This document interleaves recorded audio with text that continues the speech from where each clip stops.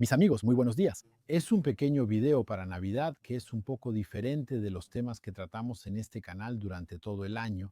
Hablamos de problemas políticos, hablamos de problemas económicos y esto corresponde a una dimensión de nuestra vida, es la dimensión material, materialista. Ustedes saben que estoy bastante cercano a la filosofía materialista, lo que significa que simplemente las condiciones materiales crean más la conciencia que al revés, que estamos controlados por las relaciones de subordinación que tenemos con el sistema económico. Nuestra posición en el sistema económico define lo que somos, tanto individual como colectivamente. Podría demostrarlo en otro video y es un marcador de nuestra época. Estamos muy preocupados y muy involucrados en la parte material de nuestra vida. Todo el año es ir a la oficina, trabajar, lidiar con los colegas, la gestión, pagar las facturas, pagar los impuestos, el coche, que si alguien lo menciona, hay que hacer la verificación vehicular, hay que reservar un boleto de avión. Estamos constantemente en el lado material. Se ha convertido en un marcador de nuestra vida hoy en día y está ese lado interior que dejamos de lado, que ignoramos. A veces se convierte en un campo abandonado y en un campo abandonado no tendrás frutos grandes y hermosos que vayan a crecer. Y la importancia del lado interior está completamente subestimada. Desafortunadamente llegamos a tener ese vacío existencial interno y luchamos contra un mundo externo que es frío y helado. Y eso crea este sistema. Sentimos que estamos dando vueltas en círculo. Es la jaula de hámster tras un tiempo, así que hay que romper ese ciclo. Por eso estoy aquí esta noche. Existe este lado interior y no hay otra manera o no hay otra época del año en la que esta parte interior salga a la superficie. Tanto como hoy, tanto como la época de Navidad, la época de fin de año, de solsticio, de invierno, de alguna manera parece tener una influencia en nuestro ser interior y lo empuja o lo anima o le da un incentivo más fuerte de lo habitual para manifestarse. Quizás descubriendo la tranquilidad de la vida, porque estamos un poco de vacaciones. Vamos a descubrir los placeres simples como darle un regalo a un hombre. Vamos a descubrir esa conciencia de dar en secreto, de dar sin mostrarse. Luego ver el placer que eso puede ocasionar. Entonces, hoy estoy aquí para hablarles de un tema que he abordado, vamos, quizá unas cuantas veces en los últimos 10 años. Hablo de esto bastante rara vez porque durante mucho tiempo fue algo bastante aterrador, pero hoy en día hay un renovado interés por este tema. Esto se conoce como la Cabala o su origen. Como todos saben, es un sistema de mística judía, pero ojo, no es solamente judío. Las preguntas que están en el corazón de la Cabala no son necesariamente judías, son preguntas antropológicas. Eso significa que todos los humanos las hacen alguna vez, sin importar su religión. Pueden ser judíos, musulmanes o incluso ateos, o estar perdidos o extraviados en un sistema de pensamiento, filosofía o espiritualidad. Aún así, tener esas preguntas es parte de nosotros. Las respuestas que se dan, por supuesto, van a variar de una persona a otra, de un clan a otro y también de una época a otra. Nada es fijo en ese sistema, nada está escrito en piedra, quizá ahí radica su interés. Durante mucho tiempo esto fue visto con sospecha, no fue claramente prohibido, digamos, pero sí fue mal visto. Hubo que esperar siglos antes de que se pudiera hablar libremente sobre ese tema. No les voy a contar la historia hoy, pero si vemos la historia de la Cabala, nos daremos cuenta de que hay tres grandes preguntas que plantea. Hay tres grandes preguntas que se plantean. Y luego, después, vamos a tener intentos de respuestas y veremos cómo esas respuestas pueden influir en nuestra vida cotidiana. Actualmente, muchas personas, mediante religiones y tradiciones, mencionan el sistema cabalístico, porque ahí encuentran cierta paz, encuentran respuestas, a veces incluso para su vida diaria. Entonces, primero les voy a dar las tres grandes preguntas y después las vamos a abordar y luego las vamos a humanizar. Eso implica observar cómo estas preguntas van a descender de un mundo o de un universo puramente intelectual a cosas que son bastante prácticas en nuestra vida cotidiana. La primera pregunta se refiere al ser divino. ¿Es un ser inmanente o trascendente? Las palabras asustan, pero son palabras complicadas para decir cosas simples. Eso significa que el ser divino, lo digo así, cada quien lo llama como quiere, está muy lejos de nosotros en ese sentido. ¿Nos creó y se mantiene a distancia o está sumamente cerca de nosotros? Vamos a encontrar toda la gama, todo el espectro, todas las octavas de respuestas y mezclas de estas dos respuestas. Más adelante les diré lo que eso implica en nuestra vida. La segunda pregunta, que es una pregunta muy importante, es cómo imaginar un sistema, un mundo, cómo ver este mundo que es imperfecto. Y se dice que fue creado por fuerzas que son perfectas, porque él mismo es imperfecto. Y sabemos que una cosa no puede crear algo diferente de sí misma. ¿Cómo es posible que esta máquina, que parece tener todos los superlativos de la perfección, sea capaz de crear un mundo imperfecto? Cuando digo un mundo imperfecto, me refiero a la desgracia, la guerra, la miseria, la enfermedad. Cuando hablo de un mundo imperfecto, no es solo una idea abstracta. Cada quien vive esa imperfección del mundo a su manera, la ve y muchas veces la siente en carne propia. La tercera pregunta, y quizá es la que más quiero decir, esta pregunta es la más etimológica para definir la palabra cábala, es la capacidad de aceptar. No basta con que haya un ser humano en algún lugar, un hombre o una mujer, ni con tener una verdad para que necesariamente haya un encuentro. Eso no es suficiente, la persona debe ser capaz de recibir esa luz, capaz de recibir esa verdad. Entonces, no es una cuestión teórica, hay una realidad detrás, una realidad muy fuerte. Es que si no estamos preparados para el éxito, no lo vamos a tener. Puede ser que hayamos fracasado, no es para culparnos, a veces fracasamos porque no estábamos listos para recibir el éxito. A veces, tal vez conocimos a la mujer o al hombre de nuestra vida y luego la dejamos ir porque no estábamos listos. En ese momento tal vez perdimos la carrera, los estudios o el camino, no importa. Por eso, después a veces sentimos remordimiento y nos preguntamos por qué actuamos así. ¿Y de dónde vienen esos momentos de arrepentimiento? ¿Por qué actué de esa manera? ¿Pero qué me pasó? ¿Qué me pasó? No estaba listo. No estaba listo para aceptar la luz. Que te hagas esa pregunta ya es algo bueno. Eso demuestra que has evolucionado de lo que eras antes, porque si te hubieras quedado estático como eras antes, incluso ahora no lo habrías entendido, incluso ahora no te estarías haciendo la pregunta.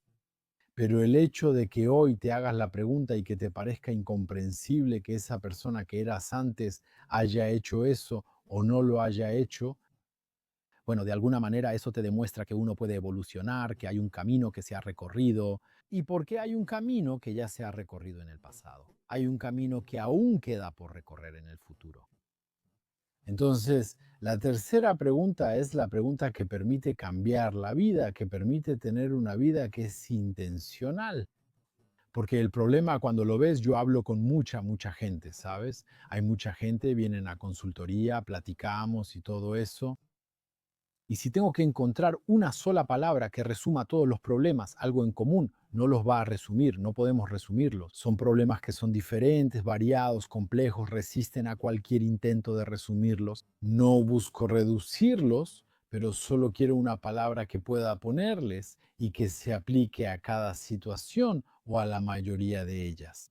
De hecho, yo diría que es la vida no intencional. La mayoría de las personas viven una vida no intencional. Eso significa que, por ejemplo, lo despidieron de su trabajo. No es una elección, simplemente un día pasó, no es su culpa.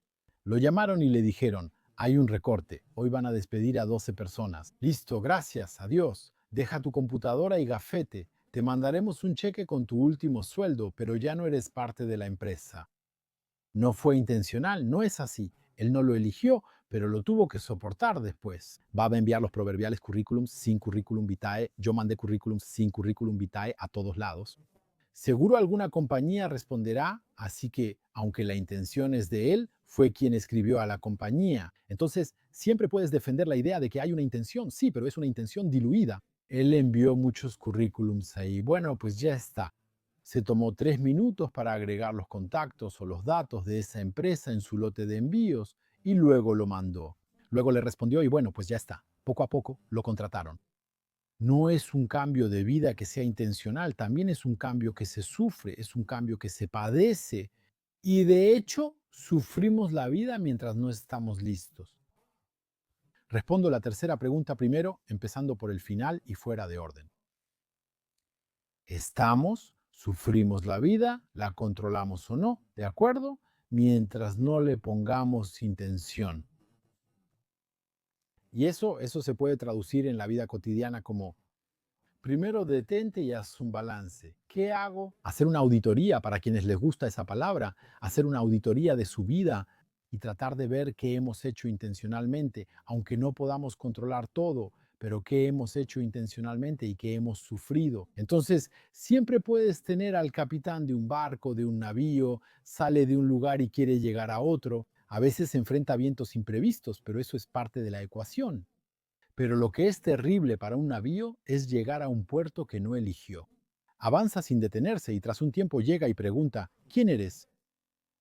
Desafortunadamente mucha gente vive su vida de esa manera. Hay una vida que simplemente es así. Nos avientan como bola de billar, ¿sabes? Ya sea que golpee una bola, va de un lado a otro, y a veces incluso es una bola de billar en manos de un mal jugador. Entonces solo hay golpes caóticos que vienen de todas partes. Y luego tenemos la impresión de que la vida no la estamos viviendo ni controlando, sino que de alguna manera la estamos soportando. Y eso muy a menudo es una necesidad. Eso muestra, eso pone en evidencia la necesidad de trabajar en uno mismo para abrir la capacidad de aceptación, la capacidad de recibir, porque si quieres, de alguna manera somos un recipiente de luz y ese recipiente debe ser preparado, debe ser trabajado. Sabes, si no te digo que leí hace un rato, en Reddit hay un tipo, es rico, vive en Dubái, quiso hacer un gesto para Navidad, tomó $10,000 y $10,000 puso un papel para el tipo que entrega. Pidió un McDonald's, pidió una bolsa con McDonald's. Escribió: tú, el tipo que me entrega, mira ahí, detrás de la maceta al lado, hay algo para ti. Ahí puedes pedir comida y que la dejen cerca de la puerta. Y él dejó una nota para el repartidor y de hecho el repartidor, que estaba impaciente porque iba corriendo de un pedido a otro, él miró, leyó por encima, rompió la bolsa, agarró la hamburguesa y se fue. Dejó $10,000 sobre la maceta para él. ¿Ves a lo que me refiero? Eso es. Entonces siempre podemos burlarnos de ese tipo, todo eso, pero eso es lo que hacemos todos los días. Todos los días dejamos pasar algo, dejamos pasar oportunidades extraordinarias porque no estamos listos. Y precisamente una de las preguntas principales de la Cabale es trabajar en esa preparación. Y ves que aquí no es necesariamente una cuestión judía o cristiana o de otra religión, es una pregunta que toda persona, cualquier persona se hace. Mucha gente ni siquiera se da cuenta de este problema, porque mientras no se den cuenta de este problema, no se dan cuenta de que una buena parte de las cosas se les están escapando. Es porque no se han preparado para esas situaciones, no se han proyectado en ellas. Hablamos de proyección, la proyección forma parte del camino de la preparación, pero no es suficiente. La otra cuestión es la imperfección del mundo. Es una cuestión muy difícil, es una cuestión, como te dije al principio, estando bastante cerca de la filosofía materialista o del materialismo filosófico, una forma de decir el marxismo. A veces no quiero soltarlo. Respuestas que, en mi opinión, a veces pueden parecerme que están ahí para apaciguar a la gente y tal vez darles un sentido de aceptación de su situación, enseñarles a aceptar lo inaceptable. No es eso. Hay una línea muy fina. El mundo no es perfecto. El mundo no es perfecto. ¿Por qué? Porque como todo lo que está en construcción es como un edificio en construcción, No puedes juzgarlos, no puedes decir, ah, sí, pero mira, faltan las ventanas, los interruptores no están, las olas en la bañera, sí, pero está en construcción. Espera a que esté terminado, espera a que el diseño esté realizado, espera a que llegue a su máxima expresión para que puedas juzgar. Actualmente estamos en camino. El mundo, el universo, la tierra, tú, tu vida y la mía también lo están. Todos estamos en camino. Es una regla muy importante las cosas, es una regla de la vida donde las cosas evolucionan. Es como un río tranquilo, es como un río que va de un lugar a otro y en realidad pasa por un lugar a través de otro. Sin parar está haciendo un dibujo que no conocemos exactamente. Cuando llegas a la orilla de un río y te ves partir, quiero decir, a menos que tengas un mapa o una visión, tal vez desde el espacio o algo así, no sabes lo que hace ese río. La vida, lamentablemente, no tienes ese sistema de posicionamiento global o ese mapa o algo así. Solo ves el tramo del río frente a ti. Lo único de lo que debes estar seguro es que ese río se está moviendo, está evolucionando. Y aquí llegamos a una pregunta muy importante. ¿Cómo hago para unirme a ese río? ¿Cómo hago para estar en armonía con ese río? De hecho, hice que se aprobaran varias leyes. La ley de la armonía es una ley muy importante. Es estar en armonía con las cosas. Cuando aprendes a nadar, la niña está en la alberca aprendiendo. ¿En qué insiste la instructora? En la armonía entre tu cuerpo, tus brazos, las olas que estás haciendo en el agua, tu respiración. Y eso es solo a nivel de una alberca cuando estamos nadando, pero en realidad no es solo eso, es a nivel de toda la vida. Una vida que no está en armonía con los elementos en los que estamos inmersos es una vida que es difícil, que es penosa, que consume energía innecesariamente. No estamos avanzando, nos estamos cansando, nos estamos agotando y hoy tienes a 10 millones de personas que están en agotamiento laboral. No solo parecen trabajar, realmente lo hacen y se esfuerzan al máximo, pero no avanzan. ¿Por qué? Porque suelen estar desarmonizados. Son como alguien que no sabe nadar en una piscina, solo mueve el agua y crea olas, pero no avanza a ningún lado. Mientras que otra persona, ves a gente que logra saltar a una piscina y salen, del otro lado no hay remolino ni burbuja, el agua está quieta. ¿Por qué? Porque hay un ahorro de energía, hay una armonía en el movimiento que hace que el gesto sea ultra eficiente y con mucho menos energía. Llegan muy lejos, por eso a veces puede alimentar ese sentimiento de injusticia. Sí, pero él hace menos que yo y logra más. Sí, porque él está armonizado, entonces tal vez no lo hizo a propósito estar armonizado, pero si lo haces a propósito, intencionalmente, como estaba diciendo, con la intención de estar en armonía, llegarás mucho más lejos. La armonía es muy importante, todos somos como somos, tú, yo, todos, no hay nadie que esté en armonía perfecta, todos estamos en una situación de desarmonía. ¿Qué es la armonía? No es cero, uno ni algo binario. Nada de lo que menciono en este video es binario, blanco o negro, cero o uno. No es así. Hay situaciones, como te dije, el recipiente no es capaz de aceptar una luz, no es que esté completamente cerrado. Tal vez puede aceptar 100 euros, pero no puede aceptar 1000. ¿Ves? Es capaz de aceptar algo y no otra cosa, solo eso. Entonces, al trabajar el recipiente, vamos a aumentar su capacidad de recibir. Es lo mismo, la armonía, podemos tener una ligera desarmonía, una desarmonía muy fuerte, una desarmonía ultra fuerte. Y pues eso es, el objetivo es cada día hacer un trabajo para tratar de armonizarse con este río que está avanzando hacia su destino, un destino que no necesariamente conocemos. Avanzamos por etapas, avanzamos paso a paso. Estas etapas van a corresponder a una ley que es la ley de causa y efecto. Todo es causa y efecto, formando una cadena sin fin. De hecho, porque cada causa se convierte en un efecto, cada efecto se convierte en una causa, porque es una sucesión de cosas que suceden y tenemos que entregarnos. Debemos dar causas, debemos crear causas para ver sus efectos. Incluso en el Islam, dice Itaridul Asbab, eso significa crear las causas que van a dar el efecto. Entonces, ¿cuál fue el problema que encontró el Islam? Gente que ha pensado en todo esto desde hace siglos. Es que esta visión casi mecanicista de causa y efecto en una cadena interminable, pues bien, tiene un problema. Y el gran problema con esto es que a veces podemos y por eso hay que tener mucho cuidado. Y por eso el sistema cabalista incita a la prudencia, a la contención, a la moderación en sus acciones y palabras. Porque lo que puede pasar es que podemos desencadenar cosas. puedes actuar y tienes el sistema de avalancha, puedes actuar. Mueves algo, lanzas una roca, das una patada en la nieve y vas a provocar una avalancha entera que va a arrasar con un pueblo. Eso es en el mundo material del que les hablé al principio, pero en el mundo interno puede ser igual.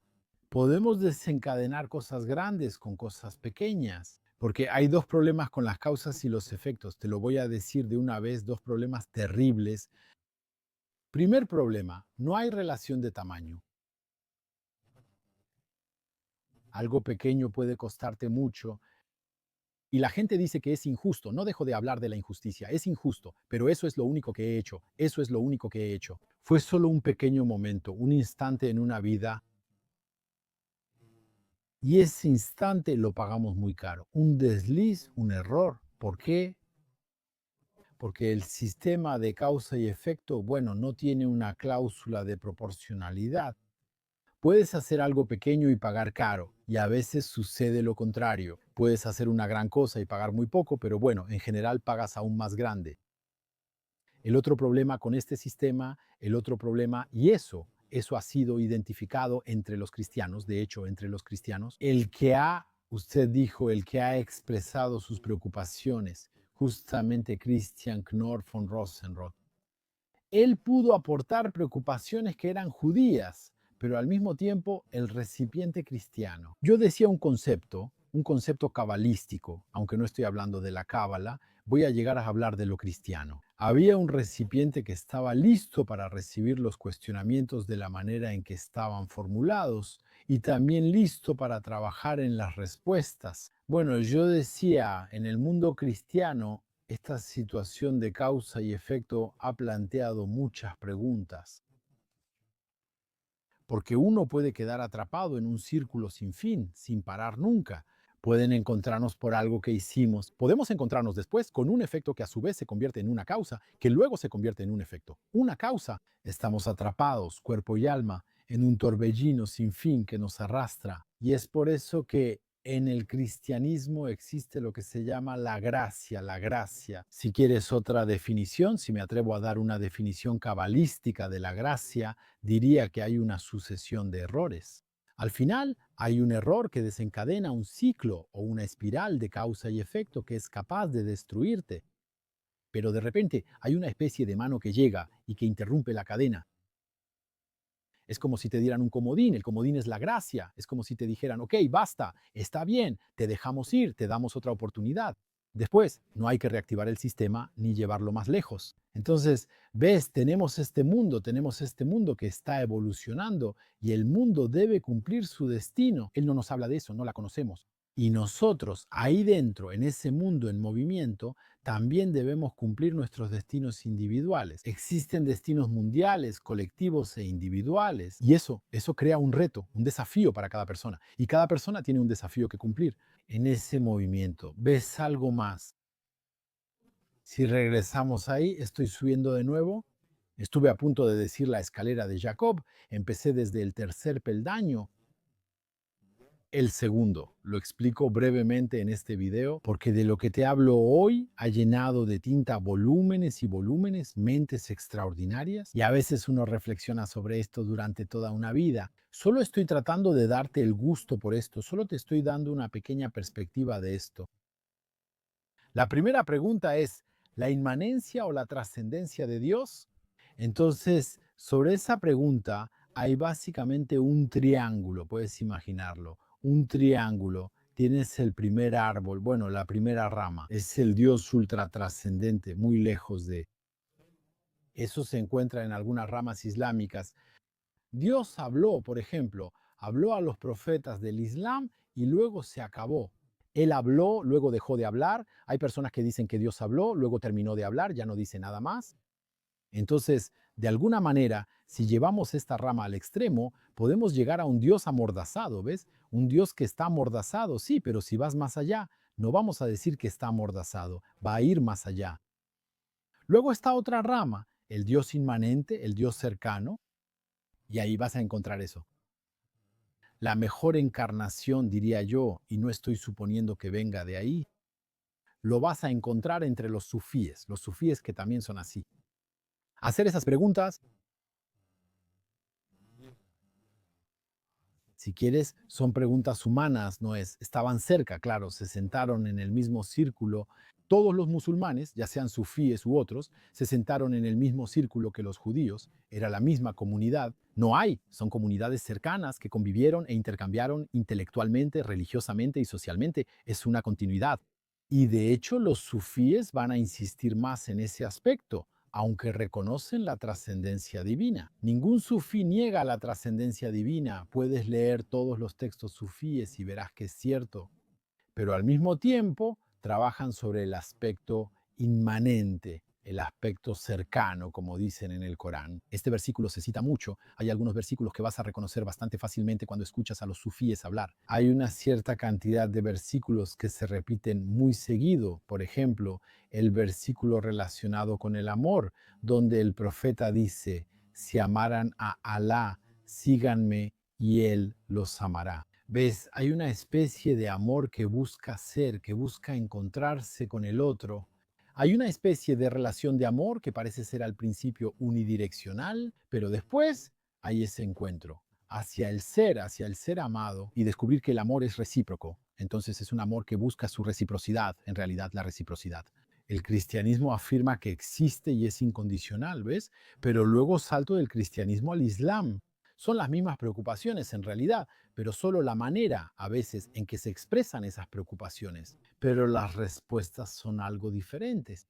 Entonces, yo decía que uno de los versos que citan los sufíes es, hemos creado al ser humano y estamos más cerca de él que su propia vena yugular. Eso significa que se subraya esta cercanía entre Dios y el ser humano, así que Dios no está muy lejos, en algún lugar, escondido sobre las nubes, detrás de los cielos, protegido por ángeles y ejércitos. De no sé qué, no, Él está súper cerca y busca esta inmanencia, y para buscar la inmanencia, ¿qué van a hacer? A veces crean círculos, ya sabes, círculos de trance, de meditación, de trance, que pueden ir acompañados de danzas. Y todas las religiones del mundo, en algún momento, han querido expresar esa cosa, han querido expresar esas sensaciones a través de una danza más o menos rítmica, más o menos diferente, con cierto ritual. Y las danzas, las reuniones de los sufíes, se les llama Hadarat, Hadarat, Hadarat Allah, la presencia de Alá.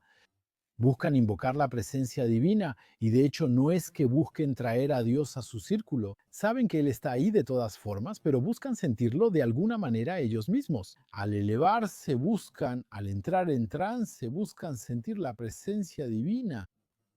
Mira, al invocar esa presencia, ¿de acuerdo? Entonces, ves los dos, te hablé de un triángulo, ves los dos, ¿de acuerdo? Tienes el triángulo.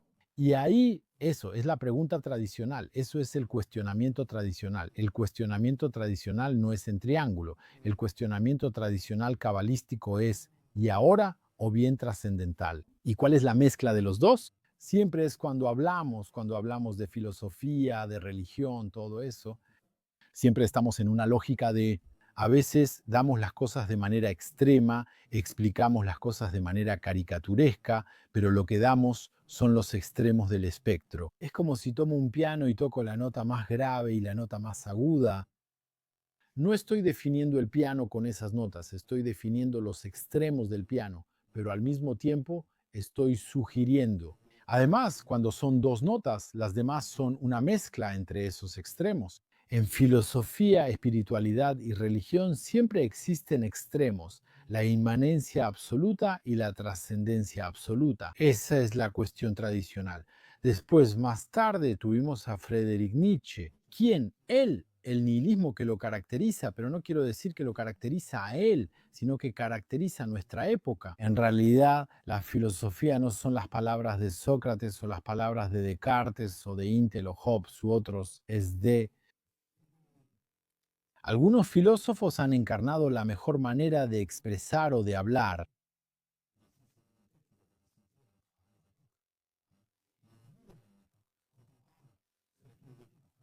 Un poco aburrido y da la impresión de que es una serie de citas. Desordenado en realidad no es eso. En realidad es si quieres, y eso lo encuentras en la historia de las religiones comparadas en todas partes. No es solo en filosofía, pero te doy el juego en el concepto. En filosofía Al referirnos a un filósofo, solo tomamos una muestra. Una persona que mejor expresó la sensibilidad de su época no es poca cosa. No estamos compartiendo su opinión personal, sino una corriente de pensamiento de su época. Y él lo encarnó, él fue el abanderado, si quieres. Lo que sigue es lo que ocurrirá. Hay una época, hay otra, y decimos que la época anterior, y como se ha acabado, en realidad nunca termina, permanece y se mezcla. Y si quieres, hoy puedes estudiar los últimos 2000 años. Si cada 50 años eliges un filósofo y viajas a la Grecia antigua, hace más de 2000 años, bueno, lo que va a pasar es que vas a encontrar todo eso en nosotros. Hoy en día son capas, no hay ninguna época que haya pasado, todo permanece, ¿de acuerdo? Todo permanece. Y después hay una ponderación que se hace, es una mezcla, por eso estudiamos eso, para separar un poco las capas. Ese magma está en nosotros y para leerlo hay que separar las capas, ¿de acuerdo? Es como un libro grande que se cayó al agua y luego todas las páginas están pegadas y todo eso. Hay que secarlo y separar con cuidado las páginas para leer el texto, de lo contrario seguirá cerrado.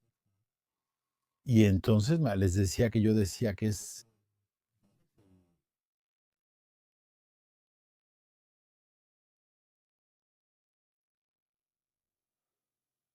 el calor, tengo la cabeza que ya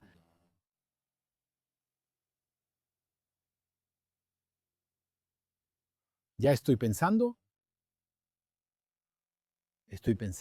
Con las muñecas rusas el riesgo es ir bajando de una a otra repetidamente. Después llegas al fondo y luego, cuando subes de nuevo, ya no recuerdas en qué muñeca estabas. Entonces, estabas hablando de filosofía, ¿por qué terminé en ese tema?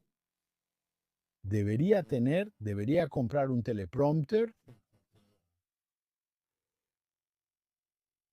Entonces, déjame pensar. Estoy solo aquí ahora, tengo una cámara frente a mí, pero siento el peso de las personas que van a ver el video. Después, ya sabes, soy yo, eso es. No voy a cortar este momento en la edición porque creo que es importante dejarlo todos los momentos de sí, todos los momentos, incluidos los momentos de fragilidad, los momentos de confusión. Solo quiero mostrar la realidad. Sí, ya encontré mi camino. Decía que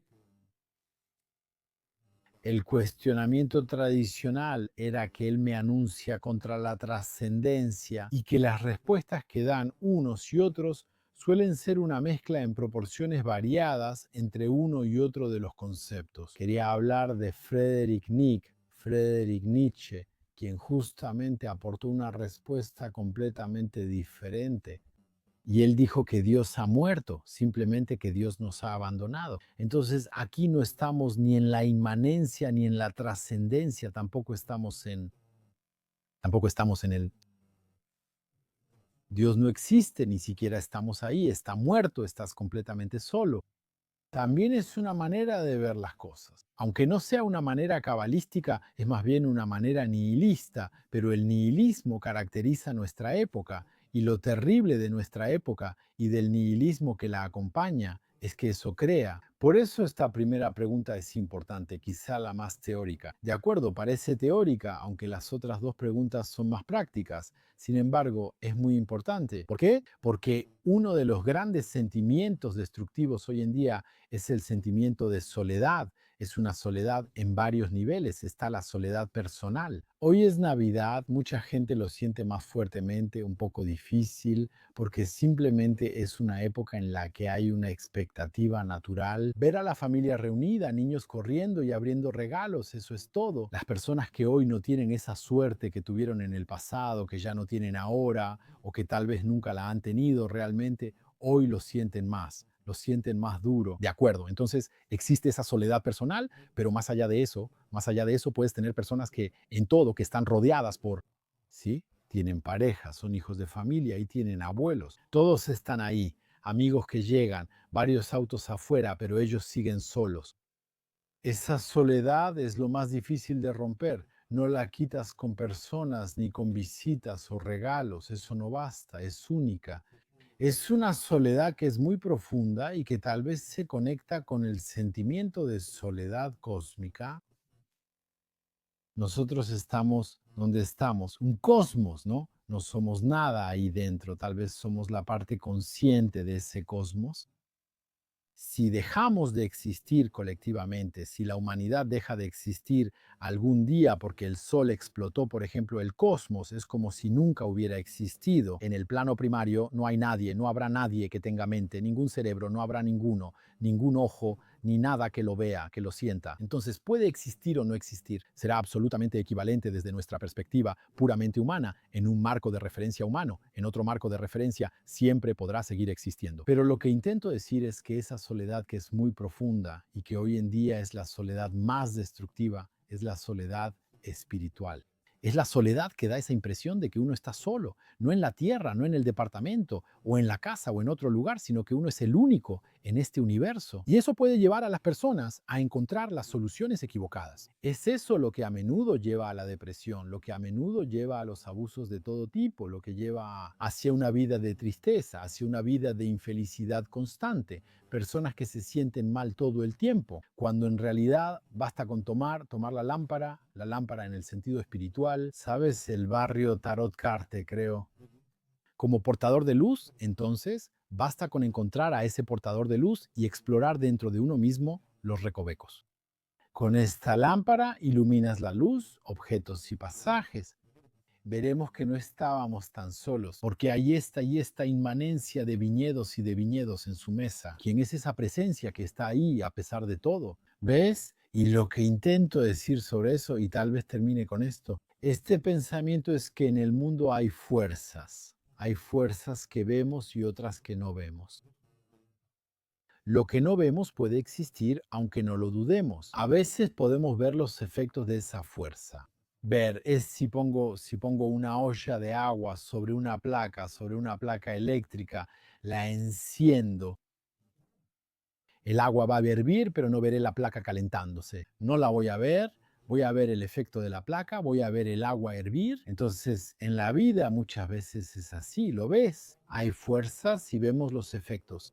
Y cuando uno es consciente, mucha gente hoy en día siente que hay fuerzas del mal, que hay fuerzas malévolas. De acuerdo, hay inquietudes, especialmente cuando uno observa en el plano material. Nos hablan todo el tiempo de crisis, de guerra, de clima, de enfermedades, todo eso quiero decir. Abres el periódico y efectivamente te das cuenta de que el periódico es muy angustiante, pero en realidad el periódico no es angustiante, porque no lo hace a propósito, no es que quiera volverse angustiante, no sabe eso. Es que una fuerza no crea algo diferente a sí misma, lo que decía hace rato. Y cuando tienes una sociedad que ansiosa, los periódicos que funcionan son los periódicos que generan ansiedad, simplemente hay una oferta, hay una demanda. Y entonces lo que trato de decir es que cuando estamos en un mundo como el de hoy, creemos en las fuerzas del mal, pero no creemos en las fuerzas del bien. Sin embargo, existen, son muy fuertes. Por eso seguimos aquí celebrando la Navidad, respirando, siendo, estando sanos. Para la mayoría de nosotros, aunque hay personas enfermas y deseamos que las fuerzas benevolentes, no las ayudas, les permitan encontrar el camino hacia la sanación o encontrar el camino que les permita vivir mejor, lo mejor posible, su potencial con su enfermedad. No es una enfermedad que se pueda curar, pero hay que saber que existen fuerzas benevolentes. Esa benevolencia también hay que sentirla porque, y eso también es, esa cuestión entre la inmanencia y la trascendencia y las fuerzas benevolentes están extremadamente cerca de nosotros, se sienten sumamente inmanentes, están ahí con nosotros constantemente.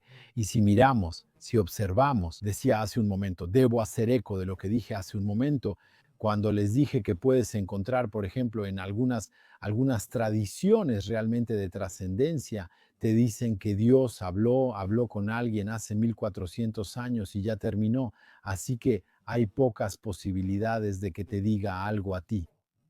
Yo crecí en una sociedad así, ¿de acuerdo? Y creo que eso puede tener un lado destructivo en el plano espiritual. De hecho, es porque te dicen, bueno, él habló, ya terminó de hablar, quiero decir. Ahí no estamos muy lejos de Nietzsche. Se podría decir que está muerto, Dios está muerto, y unos blasfemadores lo mataron. Luego ellos también desaparecieron al mismo tiempo que él, cuando ya no pueden blasfemar. Si ya no existe, ¿ves? Decir que está muerto es lo mismo que decir, bueno, pues dejó un testamento hace 1400 años y luego hablará. No estoy de acuerdo. Y esa manera de ver las cosas, y lo digo con respeto, no corresponde con la realidad que expresan miles de millones de personas en la Tierra. Dios habla todos los días, le habla a todo el mundo. Hay muchas personas que ven, a veces en ciertos momentos de la vida, a veces hay momentos de la vida. Debemos estar atentos y mantener los faros espirituales encendidos. Somos los antiniebla, todo eso. Tenemos esa, esa sensación. Dios actúa de ver la acción de las viñas. En ese momento, por esa acción divina, tienes una emanación, una adra, una presencia, es Dios hablándote. No va a llegar a tu puerta y decir, hola, tengo algo que compartir, no es así.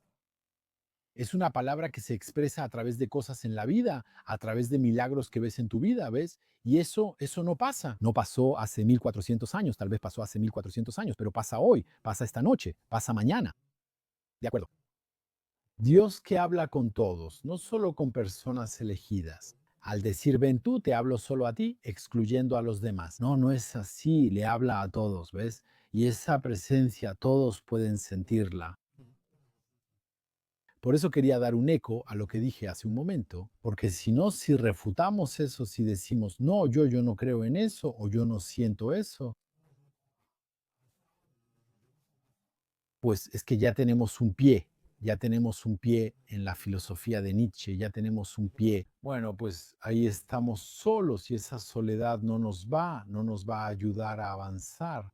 De acuerdo, amigos, este era solo un video para Navidad. Vamos, vamos con alegría, ya los regalos están abiertos, los envoltorios ya están en la basura, las tarjetas de crédito ya están al máximo, pero no importa. Hicimos felices a los pequeños, eso es lo más importante. Y esperemos que el próximo año encontremos otras formas de hacerlos felices, quizá con más atención, más amor, quizá con más pequeños momentos que podamos dedicarles. Eso es más importante para un niño que cualquier parte del juguete que viene de un contenedor desde China y que se tira en el mes de enero. Bueno, amigos, gracias por haber escuchado este video hasta aquí y tal vez les haré otro como este la próxima Navidad. Nos vemos muy pronto.